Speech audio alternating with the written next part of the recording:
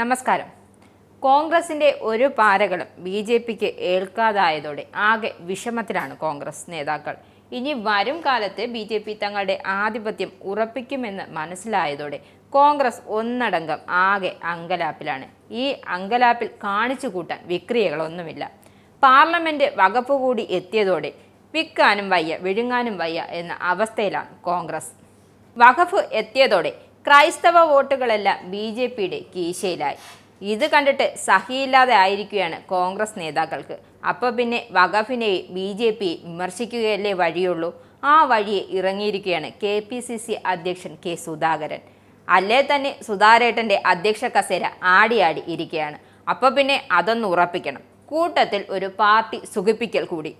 മുനമ്പം വിഷയം പരിഹരിക്കാൻ വഖഫ് ബില്ലിന് കഴിയില്ല എന്ന് വ്യക്തമായതോടെ ബി.ജെ.പി കേരളത്തിലെ ജനങ്ങളെ കബളിപ്പിക്കുകയാണ് എന്ന് വ്യക്തമായിരിക്കുമെന്നാണ് സുധാകരന്റെ പക്ഷം. സംസ്ഥാന സർക്കാർ വിചാരിച്ചാൽ പരിഹരിക്കാവുന്ന മുനമ്പം വിഷയത്തിൽ നിന്ന് മുഖ്യമന്ത്രി പിണറായി വിജയൻ ഒളിച്ചോടുകയും ബി.ജെ.പിയെ സഹായിക്കുകയും ചെയ്യുകയെന്നാണ് സുധാകരന്റെ ആരോപണം. മുസ്ലിം സഹോദരങ്ങളുടെ സ്വത്തുക്കൾ പിടിച്ചെടുക്കുക എന്നതാണ് വഖഫ് ബില്ലിന്റെ ലക്ഷ്യമെന്ന് വ്യക്തമെന്നാണ് സുധാകരന്റെ കണ്ടുപിടുത്തം. കോൺഗ്രസ് മുൻകാലങ്ങളിൽ ചൂണ്ടിക്കാട്ടിയ ഈ വസ്തുതകൾ ശരിയാണെന്ന് ഇപ്പോൾ വ്യക്തമായിരിക്കുകയാണെന്നും ഇന്ന് മുസ്ലിം സമുദായത്തിന് എതിരെയാണെങ്കിൽ നാളെ മറ്റൊരു സമുദായത്തിന് എതിരെ ആയിരിക്കും. ക്രിസ്ത്യൻ ചർച്ച് ബിൽ പോലുള്ള നിയമങ്ങൾ ബി.ജെ.പിയുടെ പരിഗണനയിലാണെന്നും മധ്യപ്രദേശിലെ ജബൽപൂരിൽ പള്ളികളിലേക്ക് തീർത്ഥാടനം നടത്തിയ സംഘത്തിലെ മലയാളിയായ ക്രിസ്ത്യൻ വൈദികൻ ഉൾപ്പെടെയുള്ളവരെ ബജ്റംഗി ദൾ ആക്രമിച്ചത് നിരന്തരം നടക്കുന്ന ഇത്തരം ആക്രമണങ്ങളെ തടയുവാനോ അക്രമികൾക്കെതിരെ നടപടിയെടുക്കുവാനോ മധ്യപ്രദേശ് സർക്കാർ തയ്യാറായില്ല.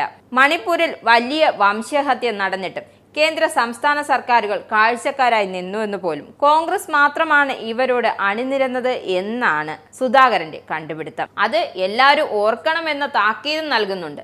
സംഘപരിവാറിന്റെ ന്യൂനപക്ഷ വിരുദ്ധത മതഭ്രാന്തിനു മുന്നിൽ ബി.ജെ.പി ഭരണകൂടം നിശബ്ദമാണെന്നും ന്യൂനപക്ഷ മുക്ത ഭാരതം എന്താണ് എന്ന് ബി.ജെ.പിയുടെ ലക്ഷ്യമെന്നും അതിലേക്കുള്ള ചവിട്ടുപടിയാണ് വഖഫ് ബില്ല് പോലുള്ള നിയമങ്ങൾ.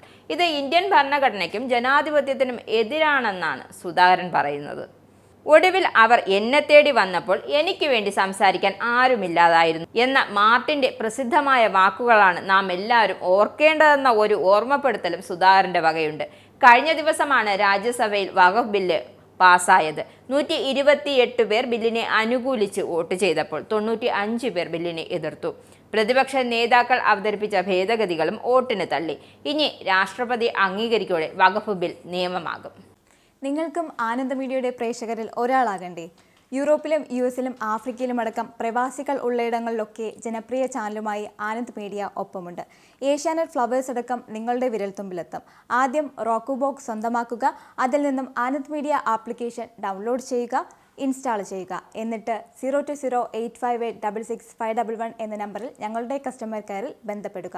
അല്ലെങ്കിൽ +91 735 660 3747 എന്ന നമ്പറിൽ വാട്സപ്പ് ചെയ്യുക. ആനന്ദ് മീഡിയയുടെ സേവനങ്ങൾ സ്വന്തമാക്കുക. മറ്റു ചാനലുകൾക്കൊപ്പം ആനന്ദ് ടിവിയും എൻജോയ് ചെയ്യുക.